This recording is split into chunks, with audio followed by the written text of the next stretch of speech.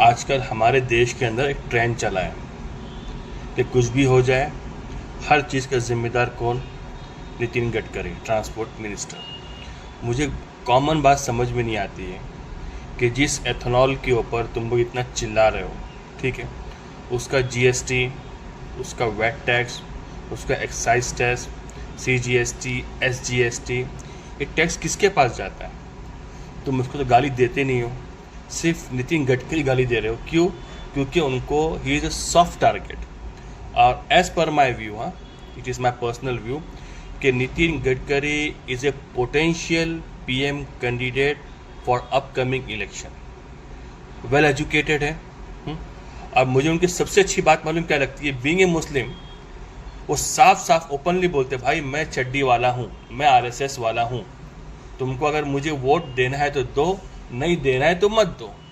और मुझे उनकी एक अच्छी बात मालूम क्या लगी कि वो जो नागपुर के जो एमपी है, उनको जब एक मेडिकल हॉस्पिटल मिला, इंजीनियरिंग हॉस्पिटल मिला, तो उन्होंने किसी आरएसएस वाले को नहीं दिया, बल्कि एक मुस्लिम ट्रस्ट को दिया चलाने के लिए, क्योंकि मुसलमानों की एजुकेशन का जो लेवल था वो डाउन था।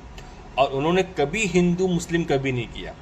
मुझे ऐसा लगता है कि बीजेपी के अंदर ही कुछ लोग हैं जो नहीं चाहते कि महाराष्ट्र में से कोई आदमी पीएम बने, आगे चल के प्राइम मिनिस्टर बने।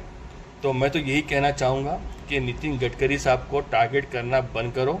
अगर आप में बहुत ही करेज है, आप में बहुत ही हिम्मत है, दाखवा तुमची हिम्मत, टारगेट करा जे तुमचे वडील जे बसले आहे जे वरती। टैक्स किसके पास जाता है? उसको टारगेट करो ना। वहाँ पे नहीं करोगे टारगेट। क्यों? क्योंकि वहाँ पर तुम्हारी आस्था हट हो जाएगी। इसीलिए नितिन गडकरी हमारे महाराष्ट्र के हैं, और मैं चाहूँगा कि अपकमिंग इलेक्शन के अंदर हमारे नितिन गडकरी साहब पीएम बने।